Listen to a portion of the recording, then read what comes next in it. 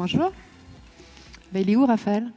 Alors, Raphaël ne devrait pas tarder, on l'espère, à moins que ce soit un jeu de scène et que je ne sois pas au courant. Allez.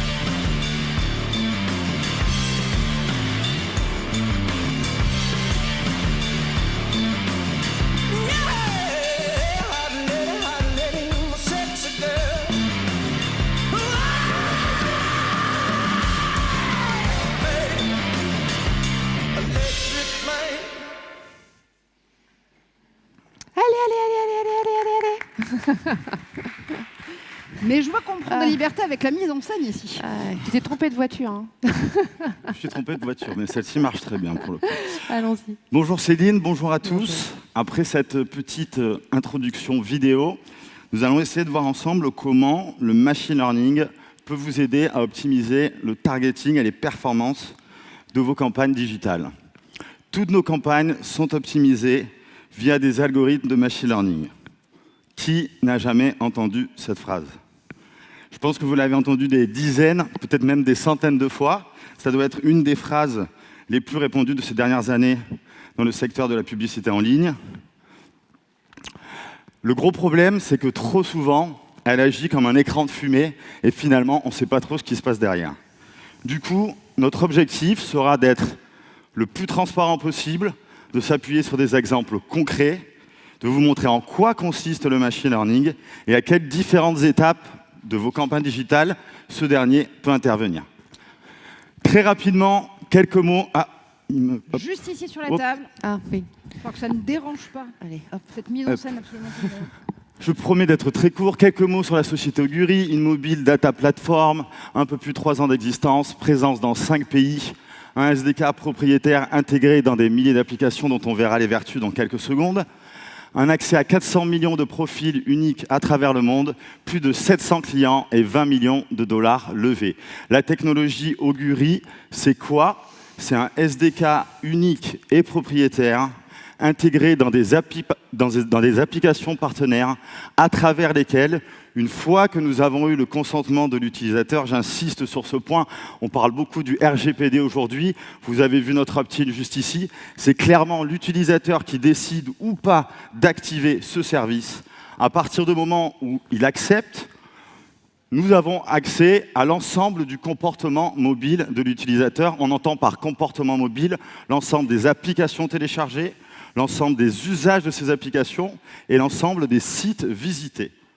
Ce qu'il faut bien comprendre, c'est que via une seule application, un seul SDK, on a accès à l'ensemble de cette data. Une fois qu'on collecte l'ensemble de cette data, que va-t-on en faire? On va s'en servir pour 2 choses principalement. D'un côté purement média, on va s'en servir pour aller cibler les meilleurs profils pour vos campagnes publicitaires. Et d'un côté purement analytics, on va s'en servir pour construire des études mettant en avant des insights marketing qui vont vous permettre de reconstruire le parcours utilisateur dans son ensemble d'une audience donnée. Une fois qu'on a dit ça, Céline, faisons maintenant un focus sur cette campagne que nous avons menée ensemble autour d'une sortie très stratégique pour vous, la nouvelle Ford Fiesta. Ouais. La Ford Fiesta, pour Ford France, ça représente 30% de ses ventes retail. Donc, quand on fait un lancement, on n'a pas le droit de se tromper, sinon on plante son année.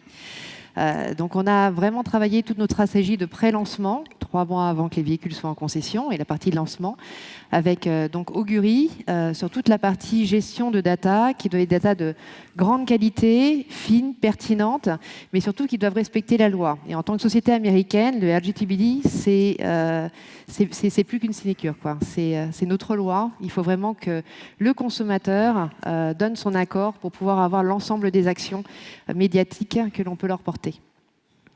Alors, juste pour vous expliquer, cette campagne a été scindée en 2 parties, une partie pré-launch, une partie launch, et pour la première fois, nous avons utilisé nos techniques de machine learning sur cette campagne pré-launch. Si on rentre un petit peu plus dans le détail des différentes étapes du dispositif.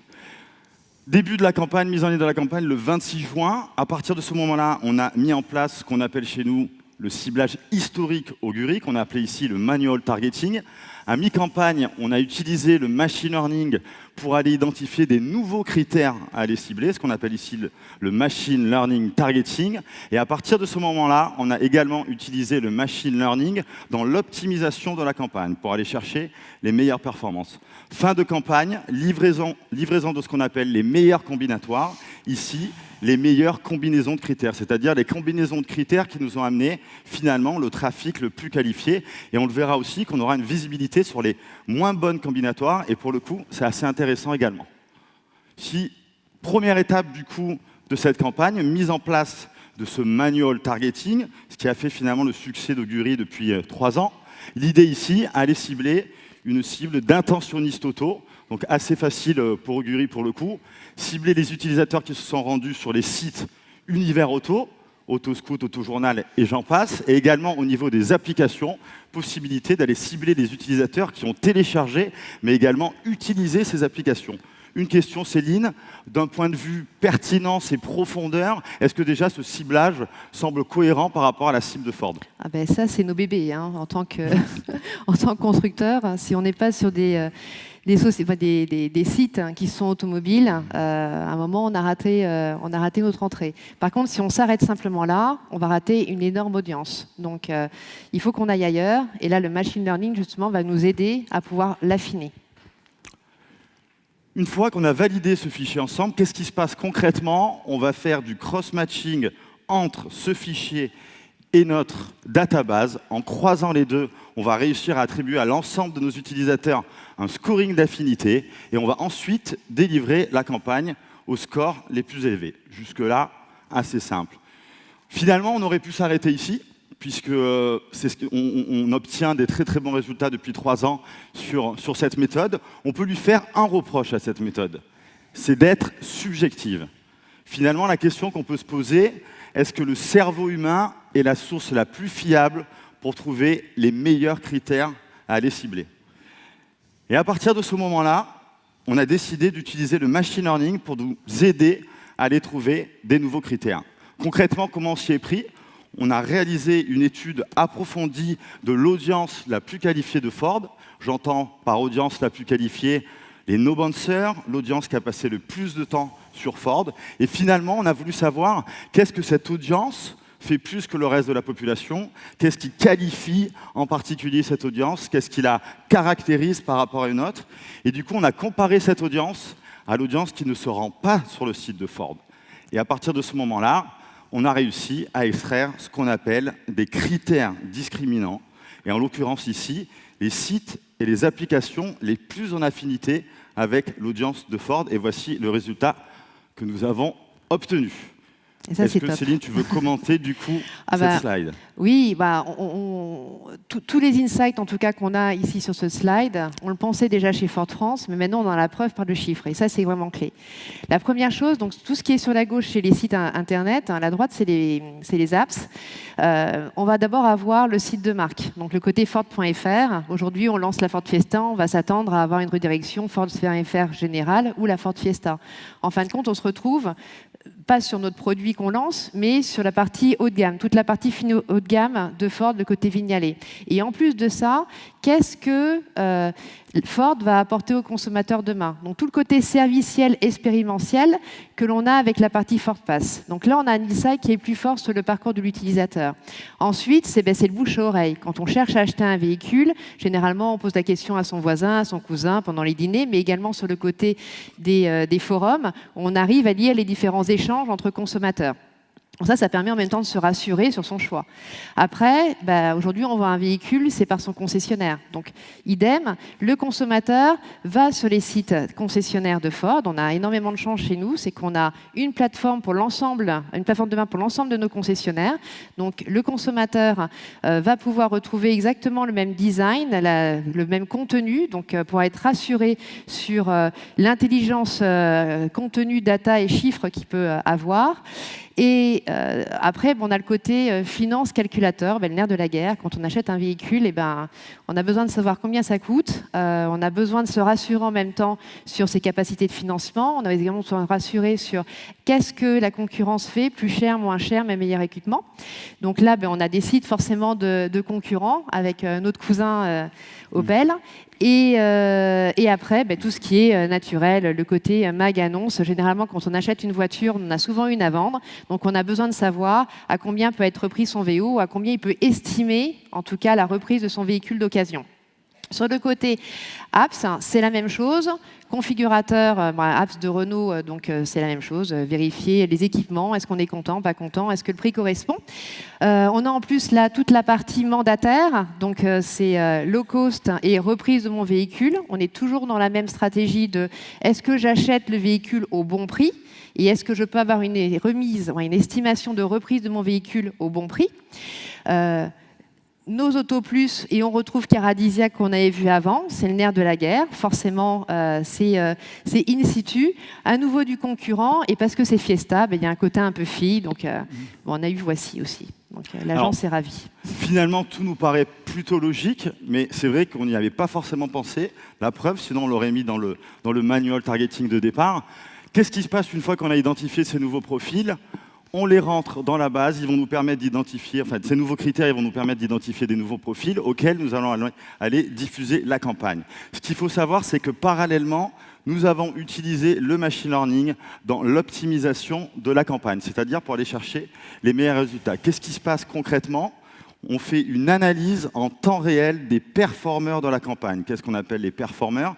Ce sont finalement les utilisateurs qui nous amènent les meilleures performances, ici en l'occurrence le trafic le plus qualifié. Et si nous identifions des facteurs communs auxquels nous n'avions pas pensé lors des 2 phases précédentes, en l'occurrence le manual targeting et le machine learning targeting, on se donne, la machine d'elle-même va rentrer ces nouveaux critères et se donne du coup la possibilité d'aller cibler des utilisateurs. En fait, je vais utiliser une métaphore qui va sans doute parler à Céline pour le coup. Si la data représente le carburant de vos campagnes digitales, sachez que l'algorithme, que le machine learning en est le moteur pour aller chercher les meilleurs résultats. C'est le V8 de la Mustang, en fait, c'est ça. Ces résultats, parlons-en, parce que c'est quand même important. Ce qui est intéressant à voir, c'est que chaque étape a eu un impact sur les différentes phases de la campagne. D'un point de vue médiacentrique, sur les différents KPI, on a réussi à augmenter le CTR de 0,85 points, on a augmenté le landing rate de 4,75 points, et on a baissé le bounce rate de 3,74 points. Mais ce qui me semble encore plus intéressant pour le coup, c'est d'aller un petit peu plus loin et de regarder les combinatoires. Là, on se positionne vraiment sur une analyse data. Quelles sont les combinaisons de critères qui nous ont amené le trafic de meilleure qualité? Et vous voyez également qu'on a une visibilité sur les flops. Premier exemple, l'utilisateur qui allait sur le site voiturequidioui.fr plus Renault.fr nous a amené un trafic 2,5 fois supérieur en termes de qualité au trafic moyen de la campagne. Est-ce que cela signifie que le parcours comparateur plus site de concurrents est peut-être un parcours à appréhender de manière différente avec des stratégies d'interception spécifiques? On peut l'imaginer. Deuxième diptyque, l'utilisateur qui est allé sur News Autojournal plus Caradisiac. Est-ce que Caradisiac, comme on peut le penser, est un critère qui sera tout le temps positif? Ce qu'on voit ici, c'est que non. Lorsqu'il est associé à un autre critère qui s'appelle, qui pour le coup ici est concessionpeugeot.fr, peut-être un utilisateur qui est déjà très bas dans le funnel, ou à une application MySoch dont peut-être la typologie d'audience est trop jeune, ce critère-là devient un critère négatif. D'un point de vue plus global, Céline, quels sont les principaux enseignements que tu as pu tirer de ces combinatoires? Il y en a 4.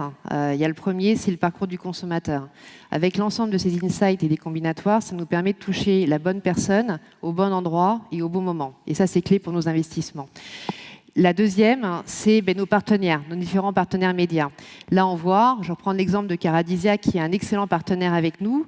Dans le premier, dans le côté manuel targeting, on aurait été à vouloir toucher tout ou une partie de la partie caradisiaque. Aujourd'hui, on voit que les différents combinatoires vont nous permettre de focaliser le budget sur une partie de ce trafic-là.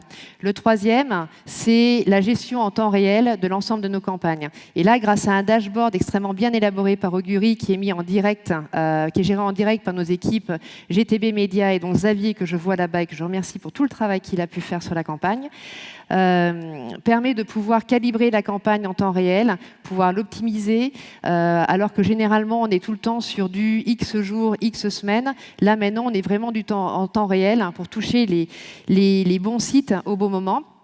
Et le quatrième insight, c'est moi en termes d'annonceur, c'est mon budget. Et le budget, j'ai pas besoin qu'il soit dépensé, on a besoin qu'il soit investi. Et aujourd'hui, avec une telle technologie, ça nous permet de pouvoir calibrer un ROI qui ne va pas simplement se dire au clic ou voilà, au mille, mais plutôt à l'action qui a été faite au niveau de la demande d'essai en concession.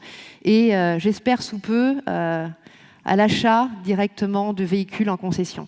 Donc, on a vu que nos campagnes se sont optimisées en temps réel. Et pour preuve, Raphaël ? Alors, ce qui est intéressant aussi à voir ici, c'est qu'on a pu finalement capitaliser sur ces learnings pour avoir une courbe d'apprentissage qui était plus courte lors de la campagne launch. Et du coup, on a capitalisé sur les bonnes combinatoires, on a exclu les mauvaises combinatoires. Et je finirai du coup par un seul chiffre. Moins 13, c'est quoi? C'est la différence entre le bounce rate que nous avons eu à la fin de la campagne launch versus le bounce rate que nous avions au tout début de la campagne pré-launch. Voilà, merci à tous, merci Céline, beaucoup. merci pour votre attention.